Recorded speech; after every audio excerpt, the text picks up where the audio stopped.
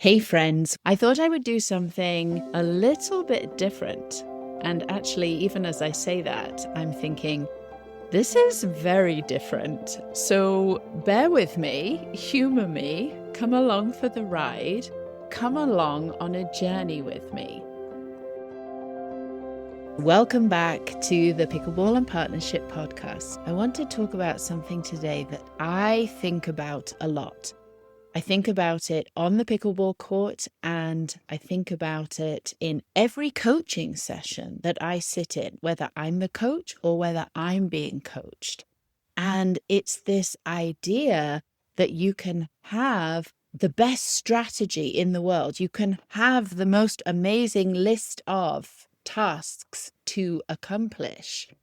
And you can put in all the effort. You can show up every single day, do all the right things, and still find yourself hitting against some invisible wall, some invisible limit. That's me. Absolutely. Definitely. And here's what I've noticed in myself and in the people that I work with is that wall is rarely it's about strategy.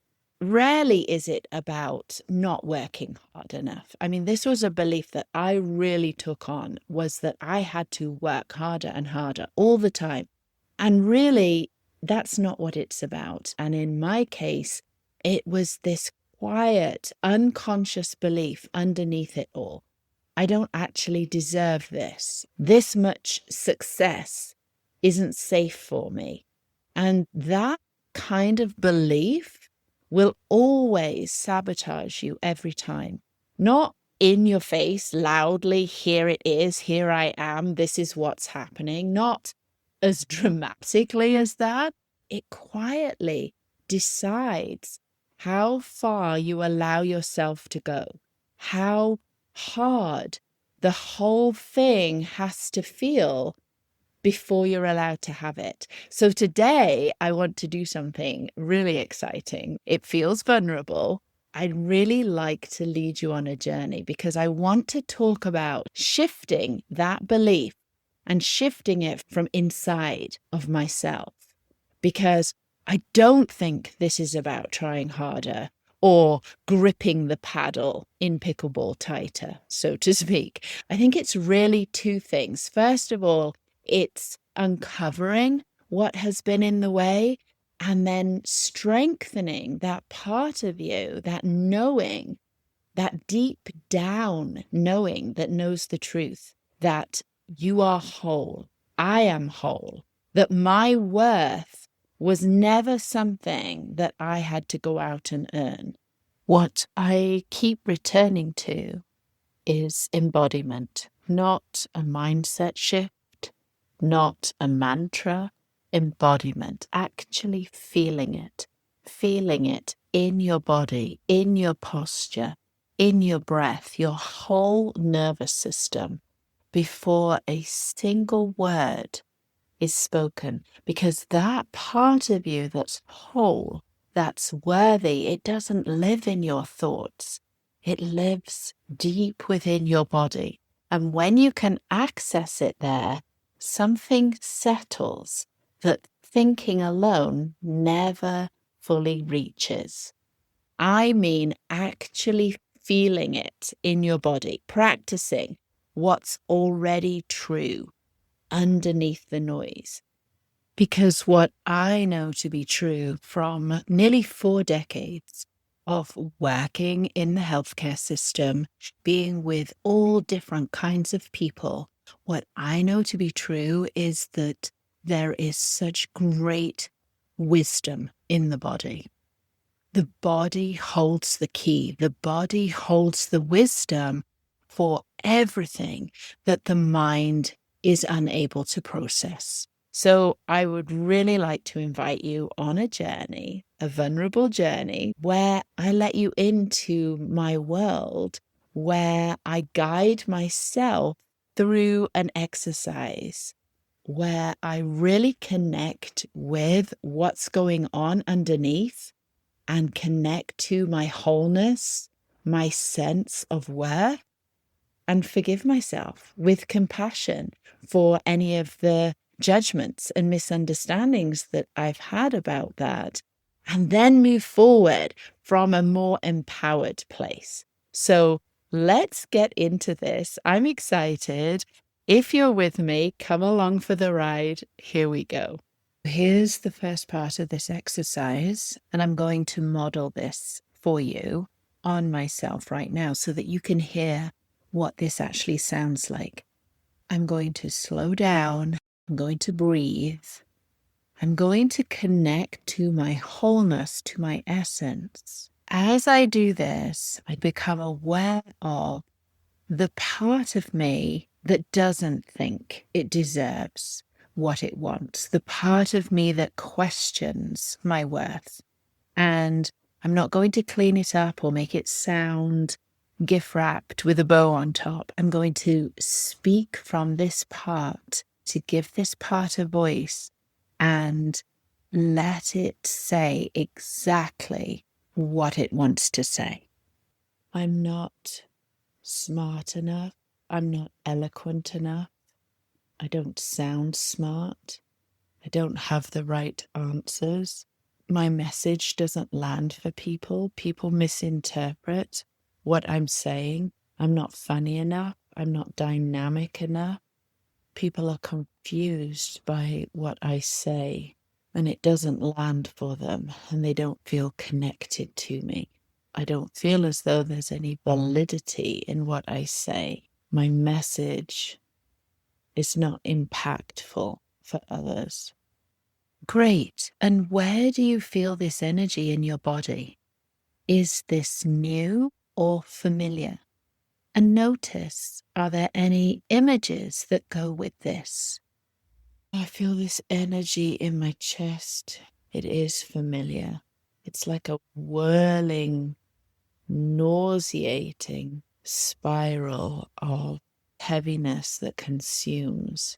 It moves up into my throat and stops me from speaking. I guess what comes up for me is playing the trombone, having to struggle, feeling that push from Dad, of being pushed, of being better, of moving forward, of making myself seen and heard, and not feeling good enough, feeling like I was always in competition with the person next to me. It was never enough to just be who I was. I couldn't just show up in the only way that I knew how. It was always coming from this place of lack, this gap between where I am, and who I should be. So I've made that mean I'm never enough. I always have to work harder, be better, sound more clever. That was never enough either. Okay, so now I'm going to breathe into the energy in the body. I'm going to breathe into the place where the contraction is. It's purely energy. It's not who I am. So I'm really going to allow it to be met, to be seen inside of myself. Noticing the swirling, noticing the edges of it, noticing how it now dissipates outwardly. The edges merge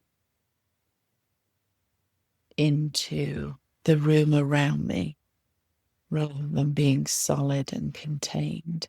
Just breathing a bit more space into it. And from my essence, from my wholeness, feeling into that place of loving acceptance, connecting with that image of where and in what situation I feel most loved, I feel held, brings up actually tears, brings up emotion as it shifts through my body. I feel as though it's coming up from my lungs almost up into my throat, and it's ready to move outward. And so from this loving part, I say, oh, honey, I see you.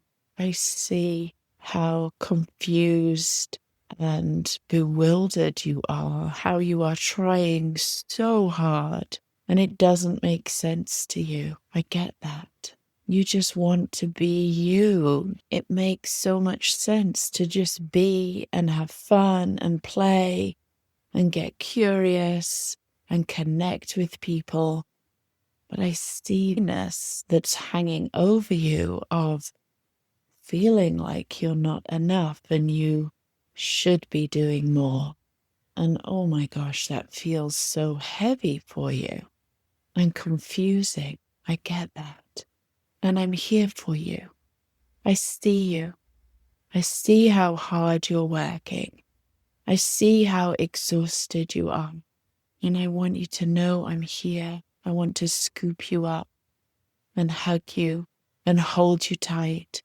And I'm telling you how proud of you I am. I'm here to hold you and guide you and support you. And I'm sorry I wasn't there for you then, but I am here for you now. From my little one, from this energy in my chest, this swirling, nauseating energy that is dissipating, that is diluting, that is moving. I feel so confused, and I feel some hope that you are here, because all this time I felt like I was alone and I had to do it all, and there was no one here for me. There was no one to answer my questions or make sense of this for me, and I've struggled by myself, and it has felt hard and heavy and not fun at all. And I don't want this. I want to be free and play and feel light and run and laugh. I want to stare at the sky. I want to stare at the clouds and the rainbows and the butterflies and not worry about what I should be doing or how I can work harder at something. I just want to be. I want all of that for you. And I also want to let you know that is yours to have and to embody. And I see myself now reaching out my hand and taking the hand of my little one and drawing her closer and protecting her and hugging her close and folding her into my embrace. Beautiful. And now we take the most charged worth belief into inquiry. So the most charged belief is, I should always be doing more. I need to work harder. Being myself is not enough. Being me is not enough. No, I cannot know without a shadow of doubt that that statement is accurate. So being me is not enough. The opposite of that statement is being me is enough. And what are 5 grounded, practical ways that this new statement is true? Being me is enough. Okay, well, when I went to see the client with mental health issues who became unbalanced and threatened me, I handled that situation really well. I was able to diffuse the situation. I remained calm.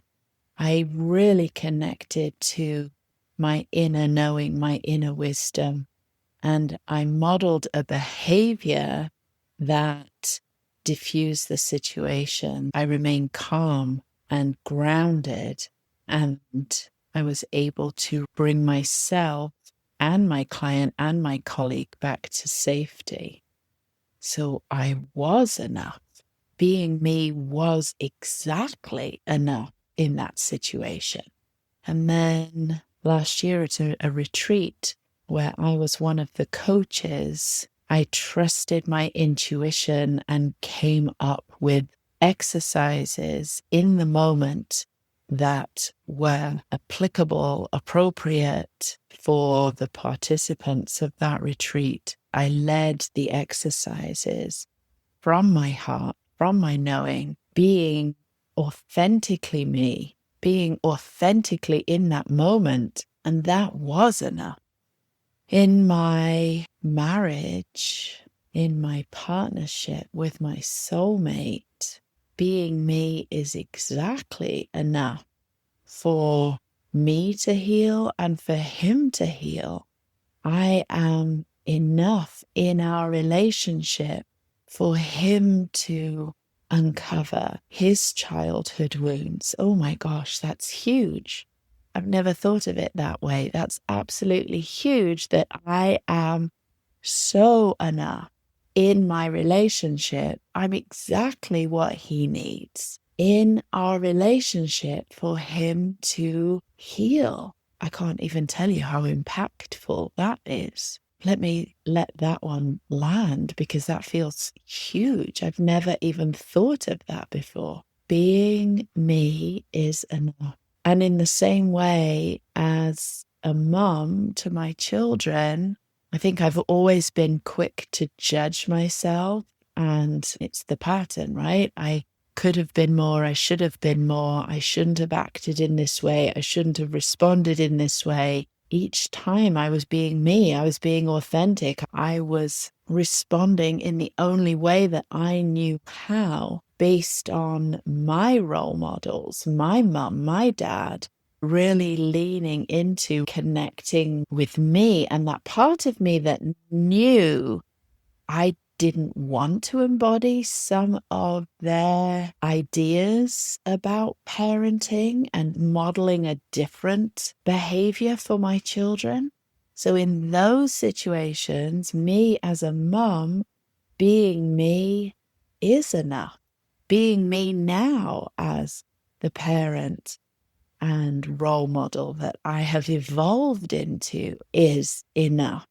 Okay, I have to take this back to the pickleball court. Being me, showing up, learning pickleball, discovering so much about myself, feeling triggered, working with those triggers, welcoming those triggers, learning everything that I've learned and uncovered from playing pickleball, from being on the court with Neil, what I was making that mean about me, what I was making it mean about our relationship, how we work together on the court, how I then transpose that over into home life, our relationship off the court, uncovered amazing lessons, which was exactly how it needed to unfold.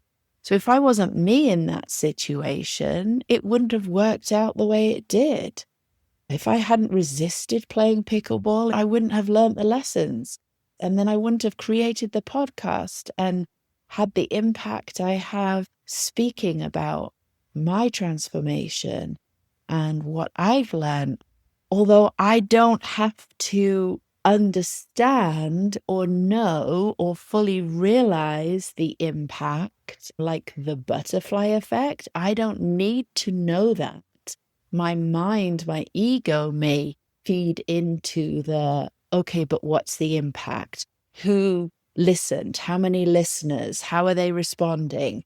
Who's signing up for coaching and your immersions and your retreats and your mastermind? My mind, my ego feels this attachment to that, but me, my authentic self, is not attached to any of that. So being me is so wow.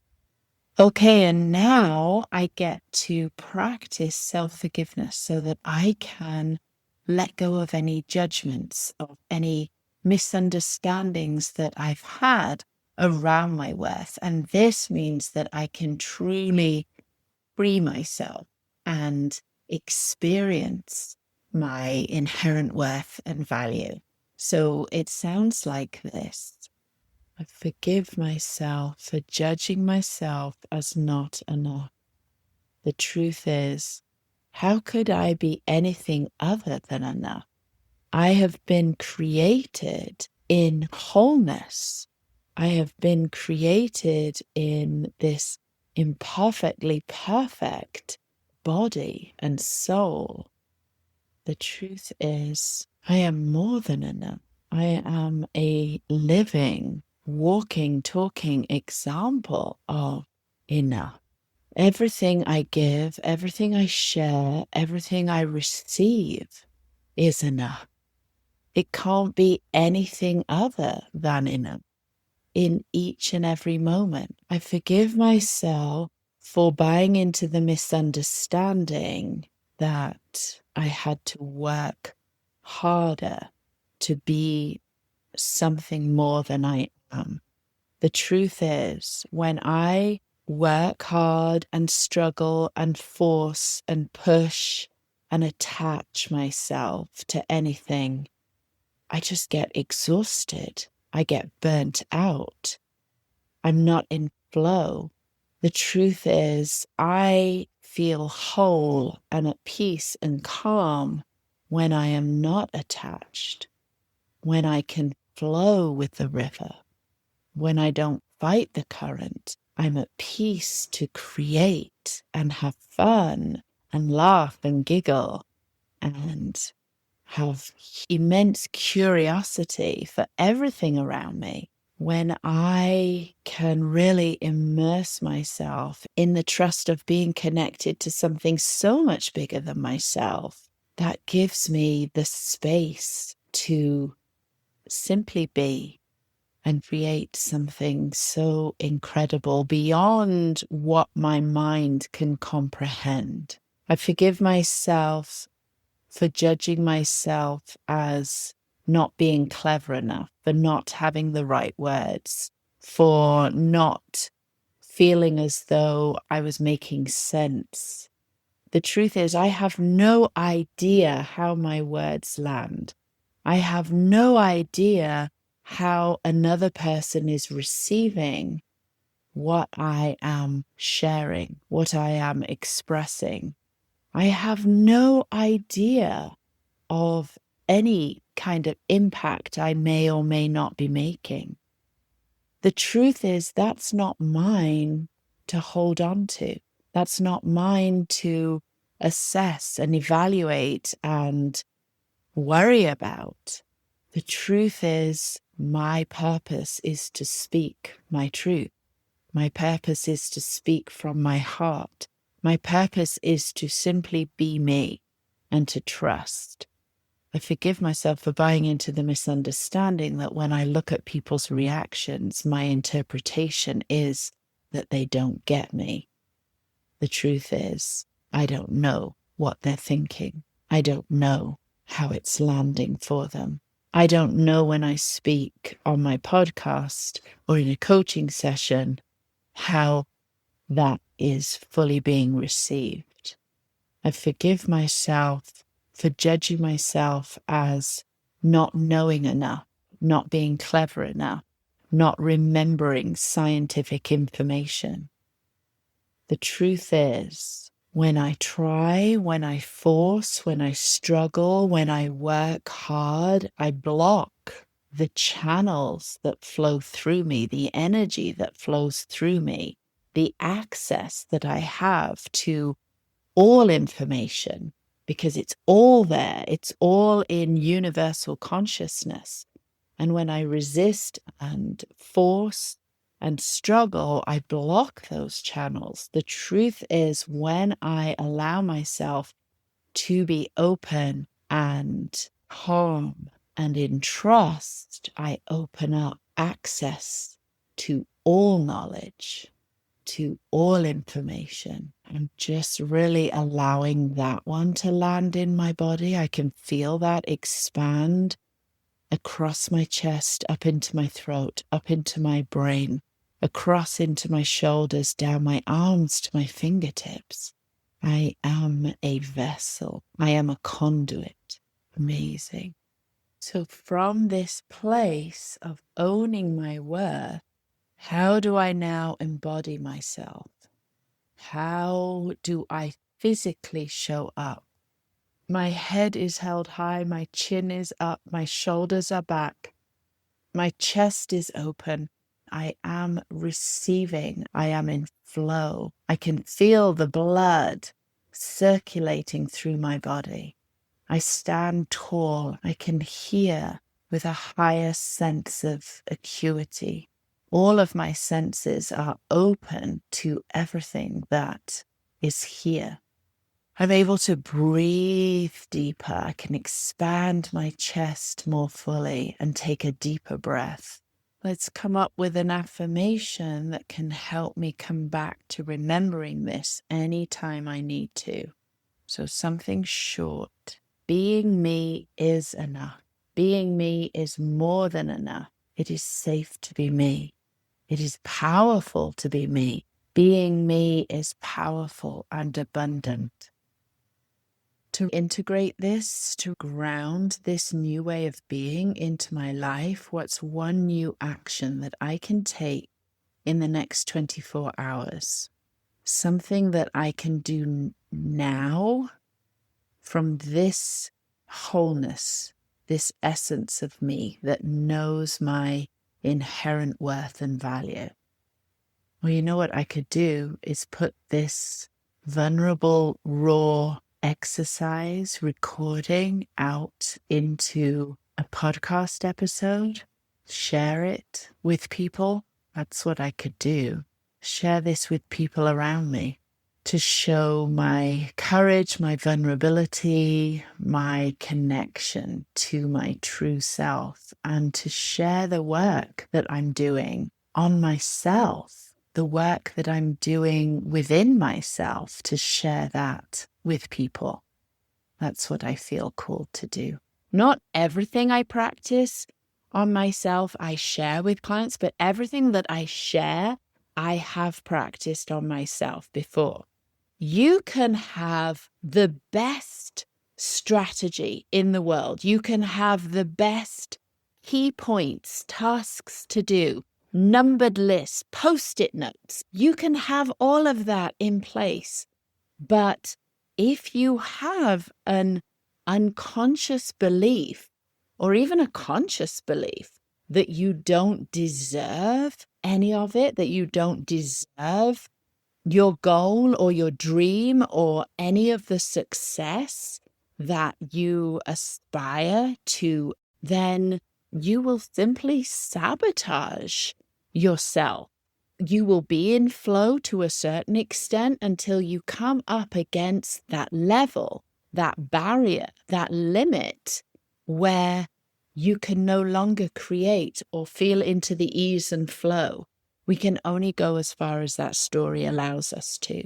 So this tool has helped me shift my belief, my perspective from the inside out. So it's about uncovering the blocks that have held me back. It's about strengthening that part of me that knows what's true. Thank you for being here with me today. This was a different kind of episode, a deeper one, a more personal one. And if it resonated, I would truly, truly love to hear from you. Please send me a message, send me an email, DM me on Facebook or Instagram, send me a text message. I would love to have a conversation with you if any of this resonated. So until next time, keep showing up, keep listening, and keep trusting that quiet voice within you. You are doing beautifully.